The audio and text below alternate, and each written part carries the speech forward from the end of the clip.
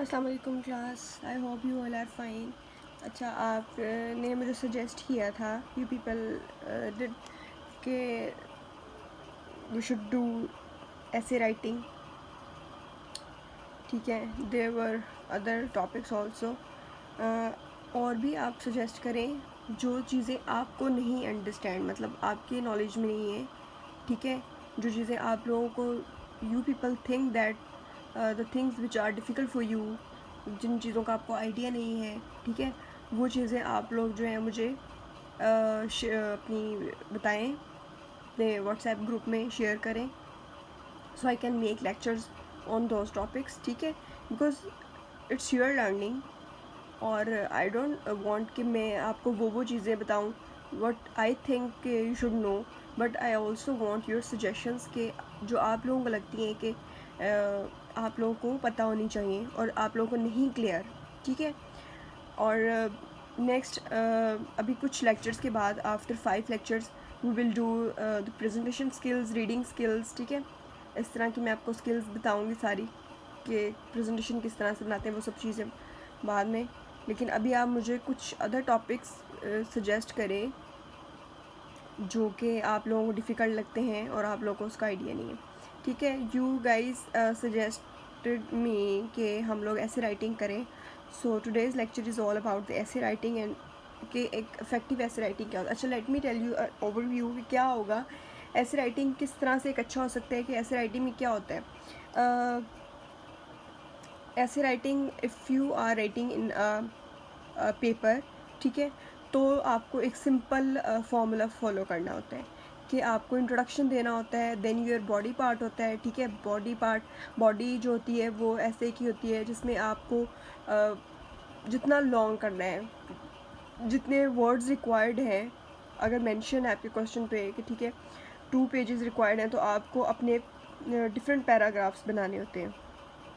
ठीक है, और जिसको हम कहते हैं कि बॉडी इंट्रोडक्शन में आपने जस्ट इंट्रोडक्शन देना है। उसके बाद if you want to write keywords, कि आप अपने ऐसे में कौन से keywords you are gonna use those keywords in your essay, you can give an heading of keyword, और उसके बाद जो है आप अपने कीवर्ड्स दे सकते हैं कि डिफरेंट टर्म्स हैं, कोई फैक्ट्स हैं, ठीक है, उनको कीवर्ड्स आप बता सकते हैं। उसके बाद you will start with body, ठीक है, जिसपे आप डिफरेंट पैराग्राफ्स होंगे, वो 2 to 3 पेजेस जितने भी रिक्वायरमेंट है आपकी मतलब ऐसे की, वो उसमें आपने उस बॉडी में बताना है, और उसमें डिफरेंट पैराग्राफ्स होंगे। ठीक है, और कैसे स्टार्ट करना होता है आपने, कि जैसे ये अब एक पेज है, ठीक है, यहाँ से पैराग्राफ जो फर्स्ट स्टार्ट होता है यहाँ से आपने लिखना स्टार्ट करना है, और अगर आपका पैराग्राफ इस तरह 2-3 लाइन्स के बाद यहाँ आके एंड हो रहा है, तो next paragraph don't need to start it कि उसके नीचे से, बिल्कुल जैसे एक पुराना स्टाइल होता था कि उसके बिल्कुल नीचे से नहीं, इस तरह से नहीं स्टार्ट करना, फिर से फर्स्ट लाइन से स्टार्ट से आपने स्टार्ट करना है। मतलब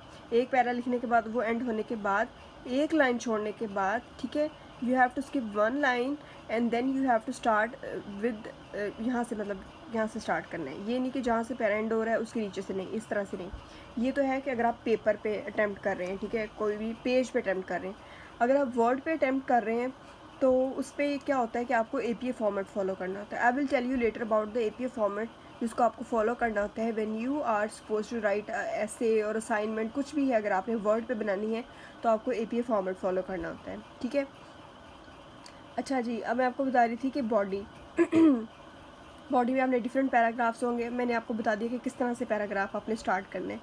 अब हर पैराग्राफ का जो फर्स्ट लाइन होगी ना, that would be the first sentence would be the आप उसको कहेंगे कि सेंटेंस टॉपिक। ठीक है, सेंटेंस टॉपिक क्या होता है कि हर पैराग्राफ का एक टॉपिक होना चाहिए, कि आप हर पैराग्राफ में एक नई चीज़ डिस्कस कर रहे हैं। ठीक है, जैसे कि अगर हम कह देते हैं कि रीडिंग स्किल्स है, अगर हमारा एक टॉपिक है रीडिंग स्किल्स, तो आपने सबसे पहले तो इंट्रोडक्शन देना है रीडिंग स्किल्स का, कि रीडिंग स्किल्स होती क्या है। उसके बाद when if you want to give a keywords, अगर आप if you think that there are some keywords, important keywords you are gonna use, तो आप उसको कीवर्ड्स अपना बता दें। उसके बाद जब आप अपनी बॉडी स्टार्ट करें, you don't have to give the heading of introduction body, इसकी हेडिंग नहीं देनी, वो खुद ही फील हो जाएगा। कीवर्ड की यू कैन गिव हेडिंग, ठीक है, इंट्रोडक्शन की आप दे सकते हैं, चलें इंट्रोडक्शन की भी दे सकते हैं, लेकिन हाँ इंट्रोडक्शन की हेडिंग दे सकते हैं आप। ठीक है, बॉडी की हेडिंग नहीं देनी। वो जब कीवर्ड के बाद आप स्टार्ट करेंगे लिखना, वो पैराग्राफ्स की फॉर्म में आना स्टार्ट हो जाएगा, तो वो क्लियर हो जाएगा कि that is the body of that your ऐसे, ठीक है। अच्छा, बॉडी में क्या करना है कि हर पैराग्राफ में आपने एक नई चीज़ डिस्कस करनी है, ठीक है। रीडिंग स्किल्स है, उसकी आपने टिप्स अगर कोई बतानी है तो उसके डिफरेंट पैराग्राफ्स बनाए हैं आपने, तो हर पैराग्राफ में एक नई चीज़ डिस्कस हो। ऐसा ना हो कि एक पैराग्राफ में आपने 2 चीज़ें डिस्कस कर दी हैं, ठीक है। 3 लाइन्स का भी पैराग्राफ हो सकता है, 4 लाइन का भी पैराग्राफ हो सकता है। And don't compile the things के इस तरह हो कि आप एक पैराग्राफ में you are discussing 2 ideas. No, you have to discuss 1 idea in 1 paragraph, and don't go कि आप एक पैराग्राफ से नेक्स्ट पैराग्राफ में चले गए हैं बट आपकी जो मेन एक आइडिया वही चलता जा रहा, नहीं, एक आइडिया को एक पैराग्राफ में ही कंप्लीट करें। और उसका जो फर्स्ट सेंटेंस होगा that should be the topic sentence, उसको हम टॉपिक सेंटेंस कहते हैं। आप उसको इस तरह से बनाएं कि उसमें आपके पैराग्राफ का टॉपिक फील हो जाए, ठीक है, कि आपके इस पैराग्राफ का टॉपिक क्या है।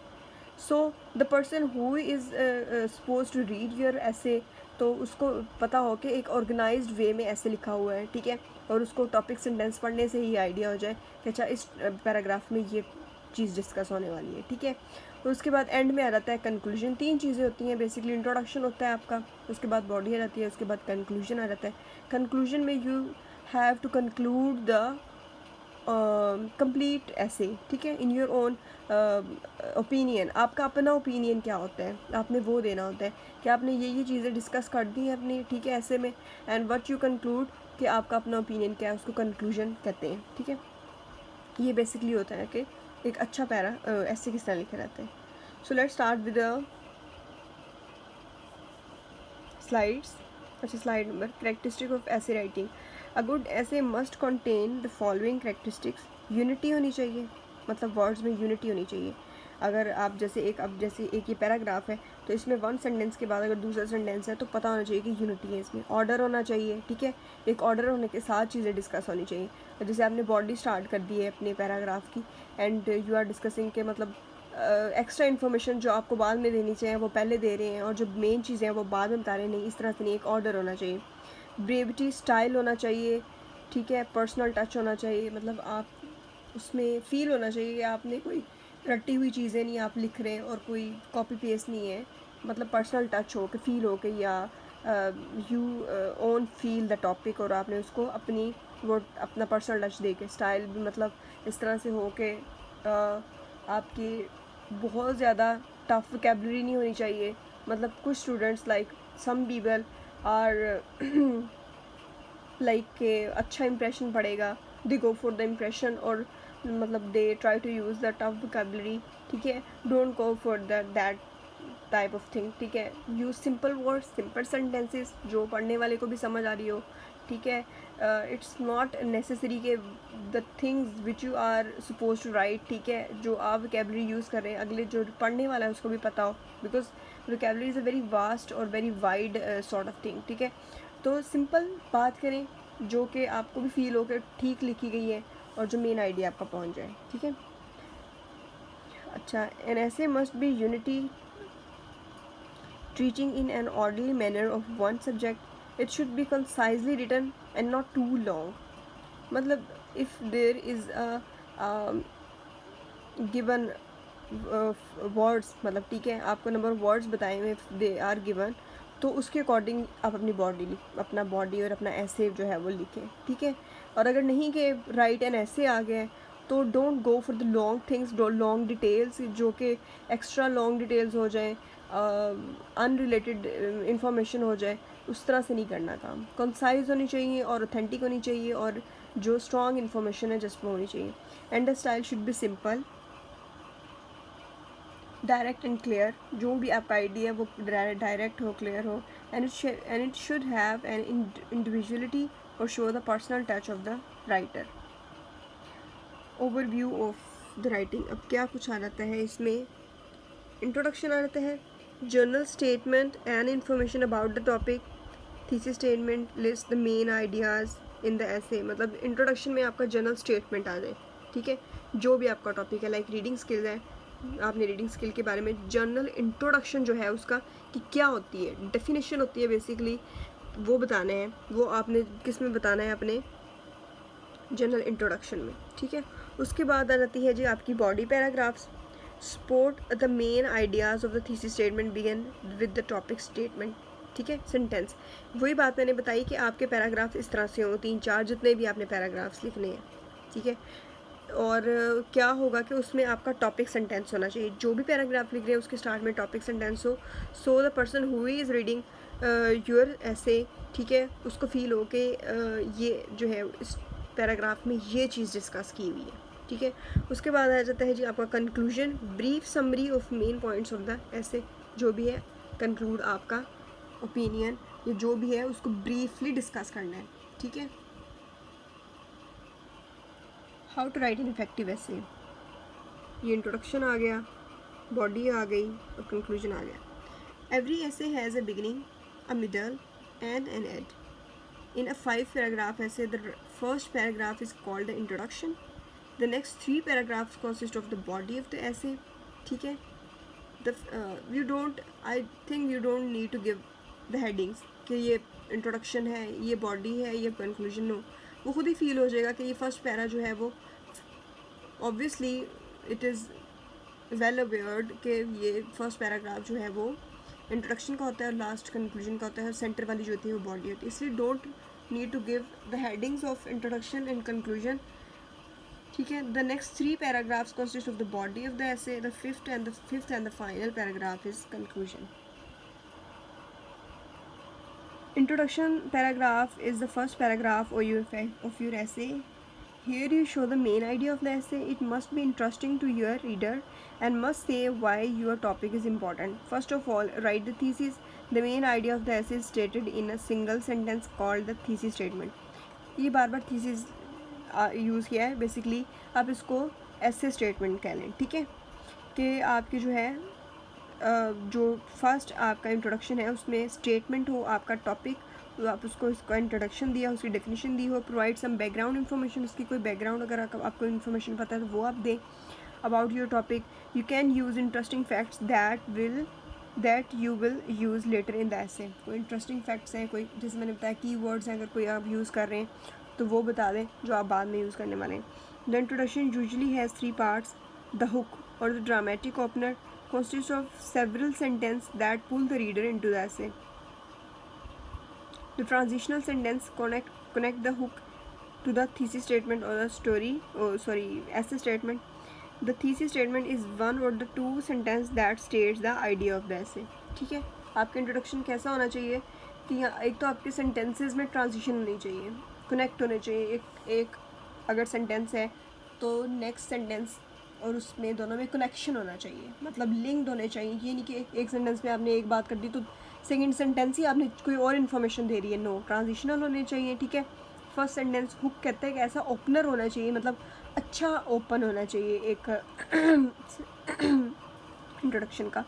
फिर आपकी जो स्टेटमेंट आती है इसको अब ऐसे स्टेटमेंट कह लें, थीसिस स्टेटमेंट नहीं, कि वो 2 to 3 लाइन्स सेंटेंस आ जाएँ जो आपके आइडिया दे दें ऐसे का।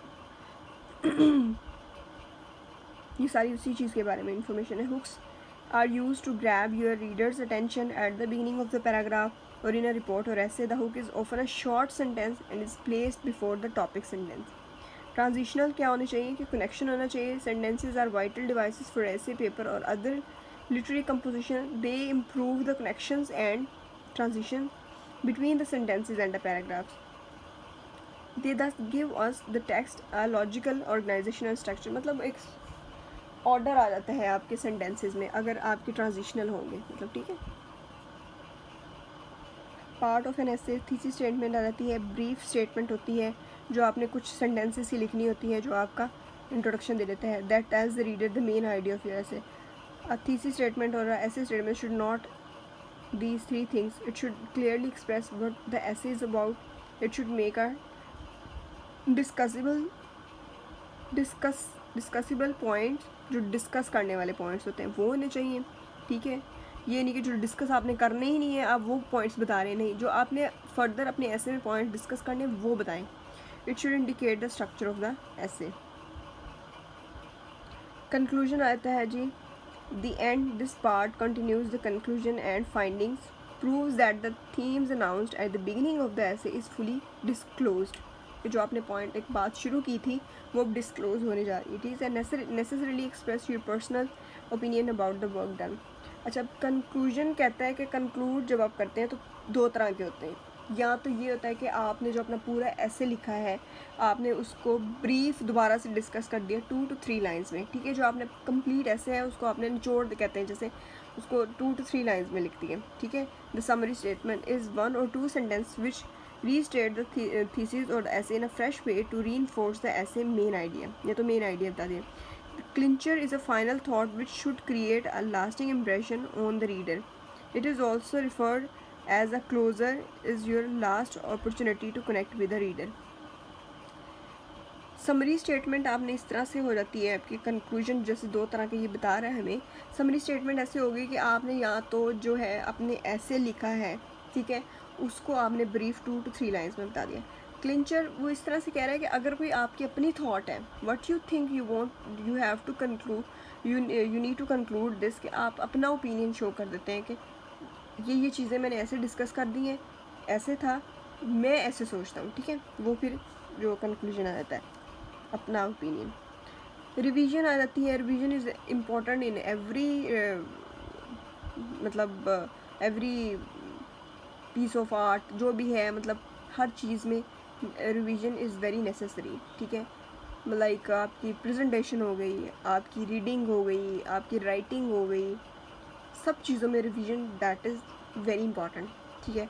अब जब आपने ऐसे लिख दिया है, एट द एंड कंक्लूजन के बाद what you have to do कि आप रिवाइज़ कर लें कि आपने क्या लिखा है। कोई अगर चीज़ रिमूव करनी है, इरेज करनी है, you can do it.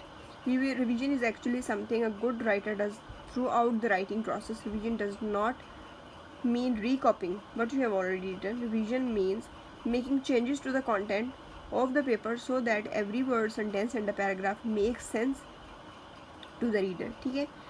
3 areas in particular to examine as you consider how to improve the content and the style of your essay as are follows। अब कहते हैं कि आप अगर अपने ऐसे का स्टाइल और बताना चाहते हैं, अपना इंप्रेशन अच्छा देना चाहते हैं कि योर ऐसे इज़ गुड, तो 3 चीज़ें होनी चाहिए। क्लैरिटी होनी चाहिए, इज़ द ऐसे क्लियरली लॉजिकली रिटन, ठीक है।